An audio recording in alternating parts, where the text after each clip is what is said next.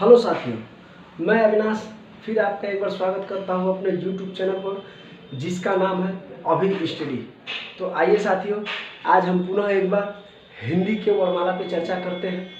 चूँकि आपको पता है हिंदी में जो व्याकरण खंड है उसमें वर्णमाला का अच्छा खासा रोल रहता है। जैसे संधि समास अन्य पाठ है, उसी तरह हमारा वर्णमाला भी पाठ है।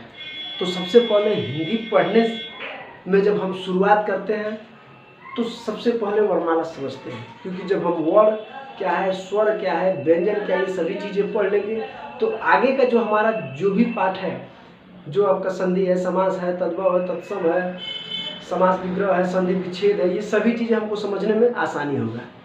आइए, जैसा कि आपको देखते होंगे मैं बोर्ड पे कुछ चीज़ें आपको लिखा हुआ हूँ पहले से, वो चीज़ें थोड़ा मैं आपको समझाता हूँ। देखिए, वर्णमाला, तो वर्ण क्या होता है? सबसे पहले वर्णमाला में वर्ण अलग है और माला अलग है, दोनों को जोड़ के वर्णमाला बनाया गया।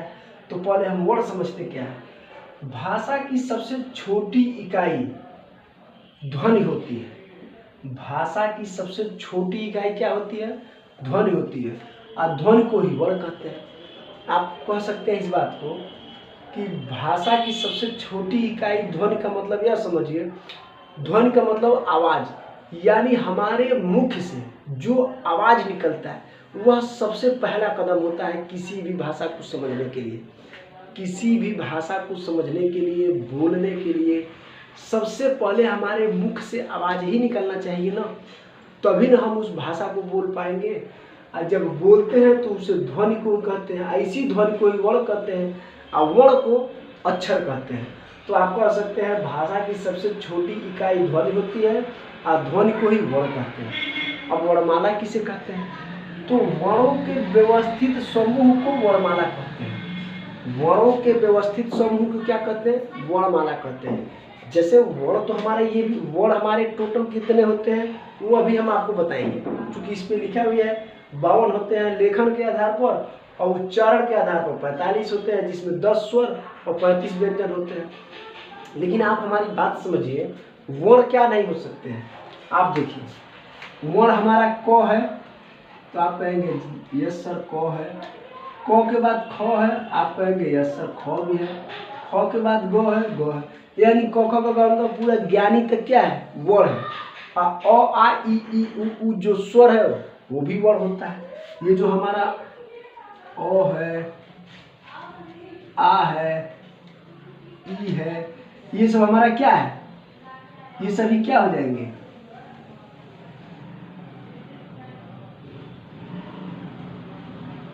ये सभी क्या है? ये भी वर्ण है। लेकिन इनको व्यवस्थित क्रम में ही रखा जाएगा ना। आप कभी कह सकते हैं क्या, को के बाद बड़ी ई आया है, बड़ी ई के बाद गो आया है, गो के बाद बड़ा आ गया है? क्या आपने कहीं ऐसा देखा है? नहीं देखा। क्यों? क्योंकि यह वर्ण तो है, सब सिंगल जो अपने आप में एक एक करके है वो सभी वर्ण है, लेकिन यह क्या है? व्यवस्थित क्रम में नहीं है। तो इन्हीं को व्यवस्थित क्रम में रखे गए समूह को ही वर्णमाला कहते हैं। यानी वर्णों के व्यवस्थित क्रमबद्ध को क्या बोलते हैं? वर्णमाला कहते हैं। आप इसको मिटा सकते हैं। आइए अब देखिए, वर्णों के व्यवस्थित क्रम समूह को वर्णमाला कहते हैं। तो आप समझ गए वर्णों के व्यवस्थित क्रम को क्या बोलते हैं? वर्णमाला। अभी आते हैं मानक हिंदी वर्णमाला, जो एथेंटिक बुकें हैं, जो माना गया है कि हाँ ये हिंदी है, इसी को लेके चला जाएगा। उसमें क्या है? उच्चारण के आधार पर। किसके आधार पर? उच्चारण के आधार पर कितने हैं? 45 वर्ण है, जिसमें 10 स्वर है, 35 व्यंजन है। जबकि वहीं पर लेखन के आधार पर 52 वर्ण है, जिसमें 13 स्वर है, 35 व्यंजन है, 4 संयुक्त स्वर है। क्या है यहाँ पे? देखिए, उच्चारण के आधार पर 45 वर्ण है। देखो बच्चों, उच्चारण के आधार पर 45 है, जबकि जैसे ही लेखन प्रक्रिया मतलब लिखना पड़ जाता है हमको, तो वहाँ पे हमको वर्णमाला में जो वर्ण है ये संख्या बढ़ जाती है। यानी जब लिख के दिखाना पड़ेगा, यहाँ पे उच्चारण मतलब बोल, जब हम बोलेंगे तो सिर्फ 45 ही काउंट करेंगे, 45 वर्ण को गिना जाएगा। लेकिन जब हमको लिखना पड़ेगा तो उसमें हमको 52 वर्ण लिखना पड़ेगा, 52 के 52 वर्ण दिखाना पड़ेगा। अब आते हैं स्वर। स्वर हमारा मान लीजिए ये क्या है? अ आ ई उ ऋषि ए ओ अ। ये सभी स्वर होते हैं।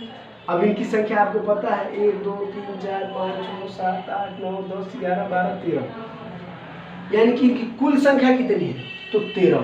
तो आप यहाँ लिख सकते हैं कुल संख्या कितनी है 13 हो जाएगा। कुल संख्या कितनी है 13। लेकिन इसमें भी जब मूल स्वरों की संख्या पूछ देगा तो वह कितना होता है 11 होता है साथियों। अब आइए स्वर का परिभाषा। स्वतंत्र रूप से बोले जाने वाली ध्वनियों को स्वर कहते हैं। आप समझे इसका मतलब? कहना यह चाहता है कि जिसके उच्चारण में हमें